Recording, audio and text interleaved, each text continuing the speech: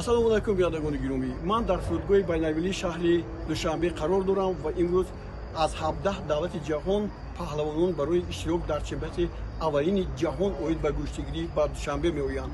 Аммо таваҷҷӯҳи маро дигар чиз ҷалб кард ва имрӯз ман дар ин лаҳзаҳо Самандар Муродовро мебинам, ки ин паҳлавон қадами устувори худро барои ширкат кардан дар мусобиқаи UFC гузаронид ва дар оянда ба он мақсад хоҳад расид. Биёед ба назди ӯ меравем. Самандар Муродов 28 августи соли 1999 дар шаҳри Душанбе ба дунё омадааст ва маҳз вохӯрии мо дар рӯзи мавлудаш дар фурудгоҳи байналмилалии шаҳри Душанбе ба амал пайваст. аз фурсати муносиб истифода бурда ӯро бо 25-солагӣ баҳори умр муборак мегӯем ва умед дорем, ки дар размгоҳҳо майдони рақобатҳо боз ҳам ғалабаҳои пайдарпайашро идома мебахшад. то ҳанӯз ин размандаи тоҷик ягон бохте надорад ва 10 пирӯзиашро истиқбол гирифта ба сӯи UFC парвозкунон ҳариферо пайи ҳарифи дигар шикаст медиҳад.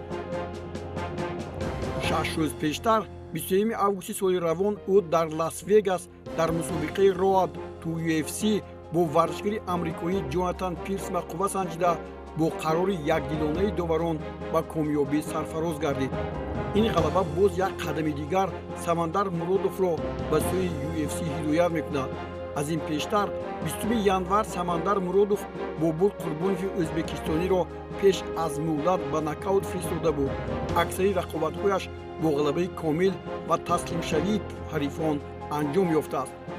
Самандар рӯи ҳунарнамоиро дар Gladius Glory Championship шурӯъ карда ба лигаи Ҳабиб Нурмагомедов гузашт ва қадами устуворе барои шомил шудан ба UFC-ро ҳоло бар ҷой гузошт.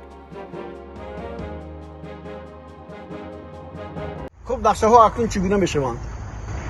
нақшаҳо бо мерем бой мезанем америкаҳо рохат доем иншоалло.